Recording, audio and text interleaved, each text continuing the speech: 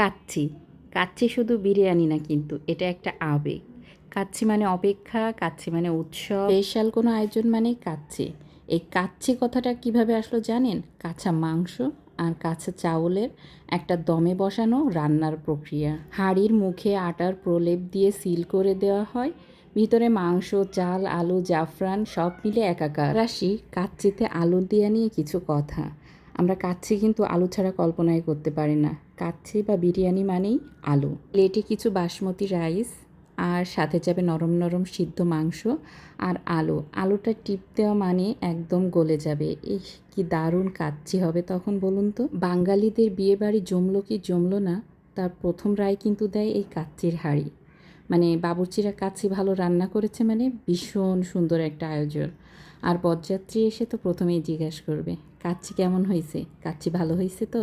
এরপর আসা যাক মানে কাচ্চি খাওয়ার নিয়মটা। আপনারা হয়তো ভাবছেন যে খাওয়ার নিয়ম বলতে মানে আমি বলতে চাচ্ছি যে চামচ, কাঁটা চামচ, তারপর ছুরি, এসব দিয়ে কিন্তু কাচ্চি খেয়ে মান সম্মানটা ডুবাবেন না। কাচ্চি কাচ্চি খেতে হবে একদম হাত মানে আঙ্গুলগুলা দিয়ে মাখিয়ে মাখিয়ে। কি বলেন, তাই না?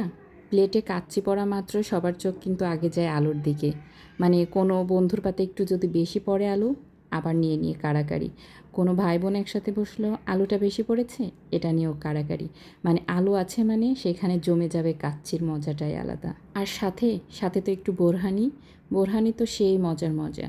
তারপরে হবে শসার সালাদ বা এক পিস জালি ঝাল।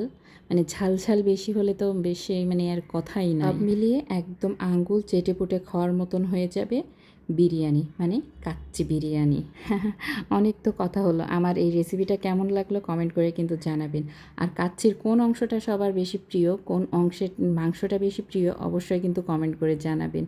তারপর ঘি মাখা নাকি আলুটা, মানে আমি বলতে চাচ্ছি যার যেটা পছন্দ আমার কমেন্ট বক্সে এসে জানিয়ে যাবেন, ভালো লাগবে। ঠিক আছে, আমার কিন্তু একদম হাঁড়ির তলার ভাতটা লেগে থাকে ওটা, আর সাথে একটু নরম নরম আলু হবে, খুব মজা হবে। কি বলেন আপনারা?